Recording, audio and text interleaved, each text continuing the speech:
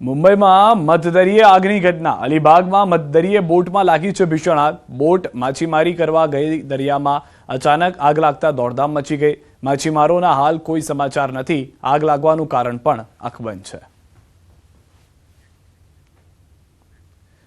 આણંદથી સમાચાર। Gas cylinder બ્લાસ્ટની ઘટના। ગેસ સિલિન્ડર બ્લાસ્ટ થતા એક મહિલા ઘાયલ થયા છે। શહેરના લોટિયા ભાગોળ ખ્રિસ્તી ફળિયામાં ઘરમાં સિલિન્ડર બ્લાસ્ટ થયો છે। બ્લાસ્ટને કારણે ઘરમાં સામાન્ય નુકસાન પણ પહોંચ્યું છે।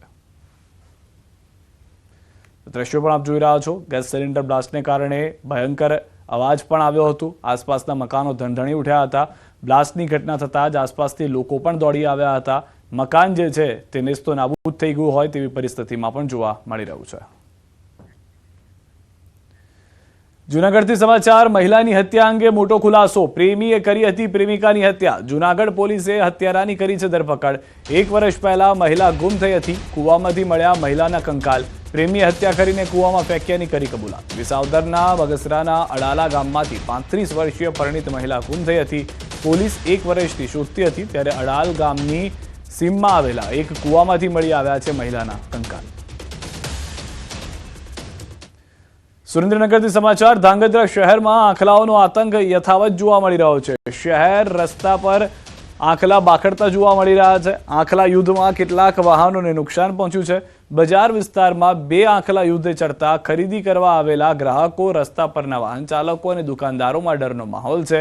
2 આંખલાઓ બાખડતા રોડની સાઈડમાં પાર્ક કરેલ 2 થી 3 બાઇકને પણ અડફેટે લેતા નુકસાન પહોંચ્યું છે। અનેક વખત રજૂઆત કરવા છતાં પાલિકા તંત્ર દ્વારા રખડતા ઢોરને ઝડપી પાડવામાં ન આવતા લોકોમાં તંત્ર સામે રોષ જોવા મળ્યો છે। પંચમહાલના હાલોલ ડિવિઝન અંતર્ગત આવતા 6 જેટલા પોલીસ મથકમાં 3.37 કરોડના વિદેશી દારૂના જથ્થાનો નાશ કરાયો છે। વર્ષ 2024 દરમિયાન વિવિધ પોલીસ મથકોમાં પ્રોહિબિશનના કુલ 291 કેસ કરવામાં આવ્યા હતા।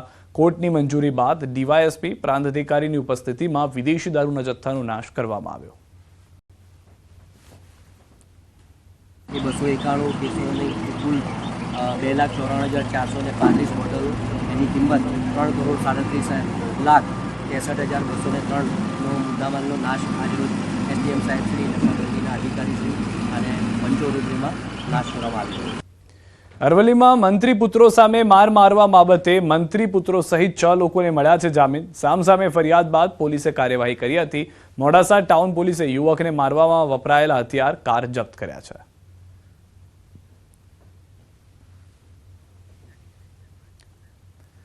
પ્રદેશ કોંગ્રેસ પ્રભારી ગુજરાતના પ્રવાસે છે। અમદાવાદ એરપોર્ટ પર મુકુલ વાસનિકનું આગમન થયું। ગુજરાત